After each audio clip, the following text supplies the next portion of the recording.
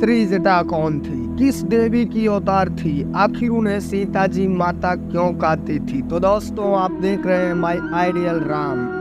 तो चलिए अब करते हैं ज्ञान की बात। वीडियो में आगे बढ़ने से पहले चैनल को सब्सक्राइब करें, बेल आइकन जरूर दबाएं और दोस्तों कमेंट में जय श्री हरि, जय श्री राम, हर हर महादेव जरूर लिखें। जब माता सीता लंका में थी तो अशोक वाटिका में उनका ध्यान त्रिजटा ने रखा था, जो वहाँ की सभी राक्षसियों में से एक खास राक्षसी थी, जिसे देवी सीता, जो कि साक्षात लक्ष्मी की अवतार थी और वो भी माता कह के पुकारते थे, उनकी सेवा करने का सौभाग्य प्राप्त हुआ था।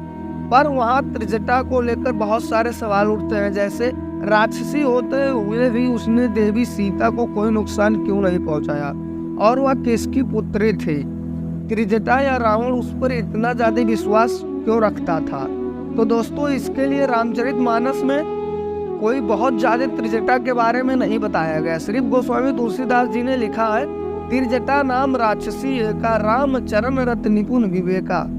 दोस्तों इसमें परंतु उसके अंतर आत्मा में राम के चरणों में प्रेम राक्षसी होकर कैसे आया। तो दोस्तों इन सारे सवालों के जवाब जानने के लिए हम लोगों को त्रिजटा के पिछले जन्म के बारे में जानना होगा। त्रिजटा पिछले जन्म में सुलेखा नाम की एक बेहद खूबसूरत अप्सरा हुआ करती थी और इंद्र की सभा में शोभा बढ़ाने के लिए जानी जाती थी। दोस्तों सुलेखा को चित्रसेन नामक गंधर्व से प्रेम हो गया था।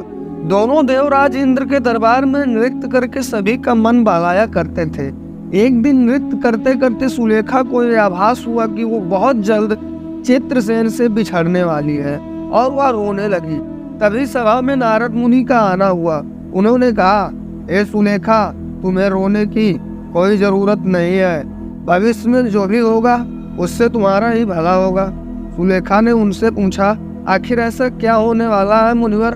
फिर मेरा मन बहुत घबरा रहा। नारद मुनि ने कहा, भविष्य की बातें वर्तमान में नहीं की जाती, इसलिए तुम चिंता ना करो। इस बात ने सुलेखा के मन में चिंता और बढ़ा दी।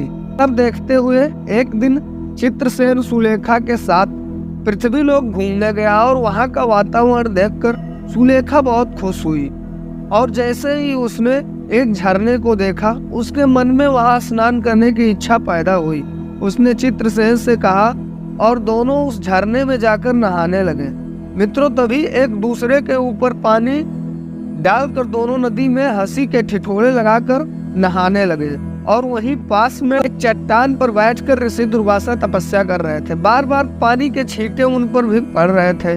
सुलेखा और चित्रसेन इस बात से अनजान थे और अपने खेल में खोए हुए थे कि कहीं उनके आसपास ऋषि दुर्वासा भी बैठे हुए हैं। जब ऋषि दुर्वासा से सहन नहीं हुआ तो उन्होंने आंखें खोली और सुलेखा से कहा कि तुम यहाँ से चली जाओ, तुम्हारे खेल की वजह से पानी के छींटे मुझ पर पड़ रहे हैं जो मेरी तपस्या में बाधा उत्पन्न कर रहे हैं। लेकिन ऋषि की ये बात मानना तो दूर, सुलेखा उन्हें पलट के जवाब देने लगी। ये देखकर दुर्वासा ऋषि गुस्से से आग बबूला हो गए।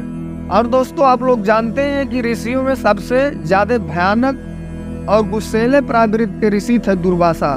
दुर्वासा ने सुलेखा को यह श्राप दिया कि तुम बहुत जल्द ये सुंदर शरीर त्याग दोगी और इसके बाद तुम्हारा अगला जन्म राक्षस कुल में होगा। दुर्वासा ऋषि के इतना कहते हैं चित्रसेन ने उनके पैर पकड़ लिए और सुलेखा की तरफ से माफी मांगी।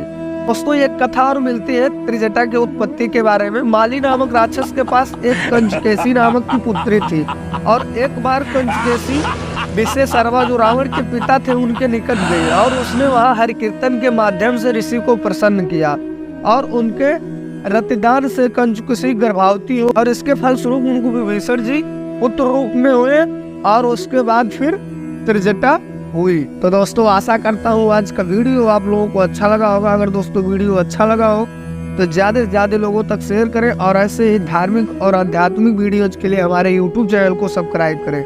मिलते हैं दोस्तों फिर एक अगले वीडियो के साथ। तब तक के लिए आप सभी को जय श्री हरि, हर हर महादेव, जय श्री राम।